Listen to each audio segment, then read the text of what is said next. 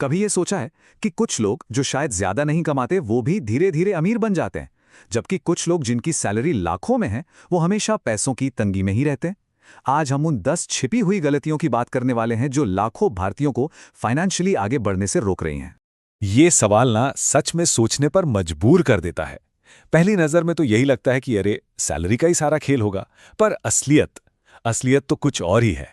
असली खेल इनकम का है ही नहीं, बल्कि पैसे को संभालने की आदतों का है। और यही है वो असली जाल, जिसे कहते हैं लाइफस्टाइल इन्फ्लेशन।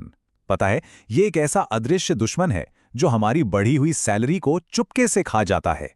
हम सब यही सोचते हैं, बस एक बार प्रमोशन मिल जाए फिर तो पक्का सेविंग शुरू करेंगे। लेकिन होता क्या है, जैसे ही इनकम बढ़ती है खर्चे दो उससे भी ज्यादा रफ्तार से बढ़ने लगते हैं। अरे वाह, ये स्लाइड तो देखो पूरी कहानी साफ साफ बता रही है। इनकम की लाइन धीरे धीरे ऊपर जाती है, लेकिन खर्चों की लाइन वो तो एकदम रॉकेट की तरह उड़ जाती है। नया फोन चाहिए, बड़ी गाड़ी चाहिए, महंगे रेस्टोरेंट में जाना है। दोस्तों और पड़ोसियों को दिखाने का जो प्रेशर होता है ना, वो एक ऐसा जाल बना देता है जिसमें अच्छे अच्छे लोग फंस जाते हैं। तो चलिए पहली और शायद सबसे कॉमन गलती से शुरू करते हैं। महीने के आखिर में कभी ऐसा लगा है कि यार मेरा सारा पैसा गया कहाँ? ज्यादातर लोगों के पास ना इस सवाल का कोई जवाब ही नहीं होता।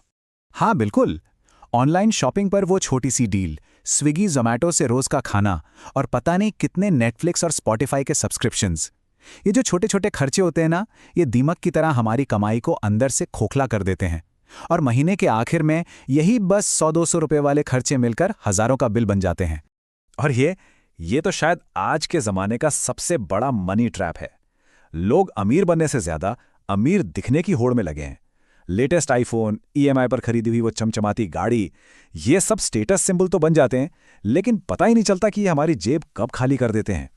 कितना कितना सीधा और पावरफुल सिद्धांत है ना? अपनी कमाई से कम खर्च करो बस। लेकिन आज के इस इंस्टाग्राम और मुझे अभी चाहिए वाली दुनिया में इस सिंपल सी बात पर टिके रहना लगभग नामुमकिन सा हो गया है। सब्र एक ऐसी चीज है जो बाजार में नहीं मिलती। अब आते हैं एक ऐसी गलती पर जो किसी की भी आर्थिक कमर तोड़ सकती है। देखिए, जिंदगी में सब कुछ हमेशा प्लान के हिसाब से तो नहीं चलता।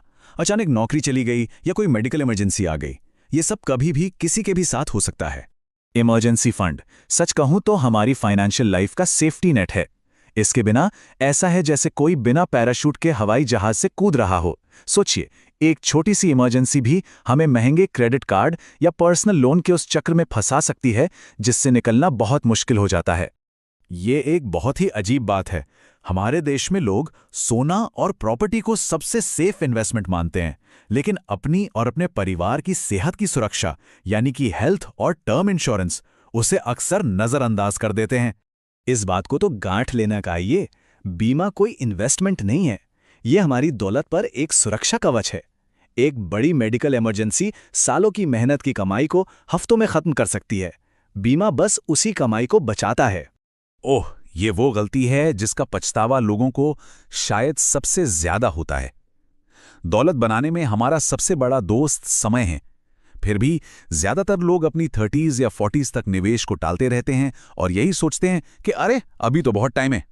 जरा इस स्लाइड को देखिए, ये कोई जादू नहीं है, ये है कंपाउंडिंग की ताकत। सिर्फ 10 साल की देरी और रिटायरमेंट की दौलत में करोड़ों का फर्क आ सकता है। सोचकर देखिए, बस कुछ साल पहले शुरू करने से कितना बड़ा अंतर पैदा हो सकता है।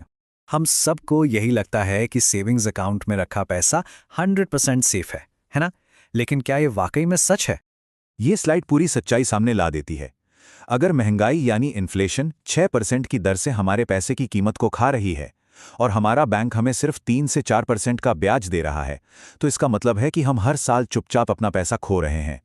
ये एक तरह का गारंटीड नुकसान है जिसे ज्यादातर लोग समझ ही नहीं पाते। चलिए अब बात करते हैं उस चमकदार प्लास्टिक की, जो या तो हमारा दोस्त हो सकता है या फिर सबसे बड़ा दुश्मन, क्रेडिट कार्ड। ये सच में एक दोधारी तलवार है।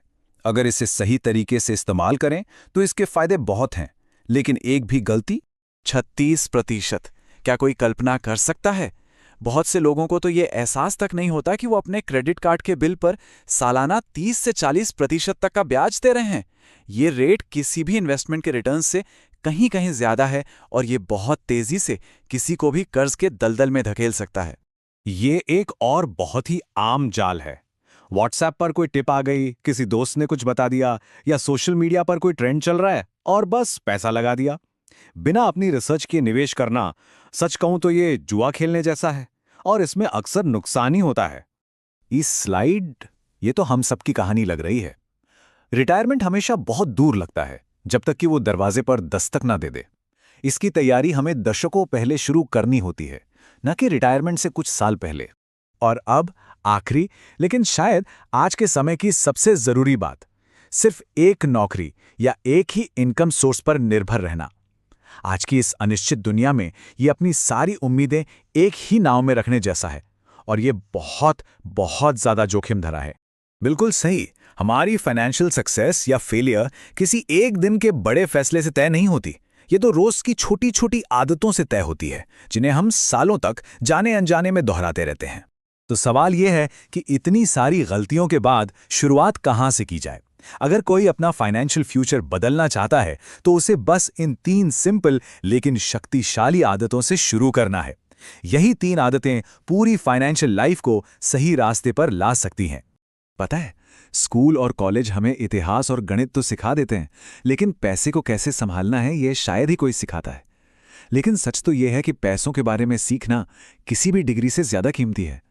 ये हमें अपनी जिंदगी और अपने भविष्य पर कंट्रोल देता है, और ये शक्ति किसी और के हाथ में नहीं, हमारे अपने हाथ में है। देखिए, हम सब ने कभी न कभी पैसों से जुड़ी गलतियां की हैं। जरूरी ये नहीं है कि कोई गिरे, बल्कि जरूरी ये है कि गिरकर सीखे और फिर से उठे। आपकी सबसे बड़ी सीख क्या रही है? कमेंट्स में अपना अनुभव जरूर साझा करें। क्या पता आपकी कहानी किसी और को वही गलती करने से बचा ले। अगर आप भी पैसे से जुड़ी ऐसी ही प्रैक्टिकल बातें सीखना चाहते हैं ताकि आप बेहतर फाइनेंशियल डिसीजंस ले सकें, तो इस चैनल को सब्सक्राइब जरूर करें।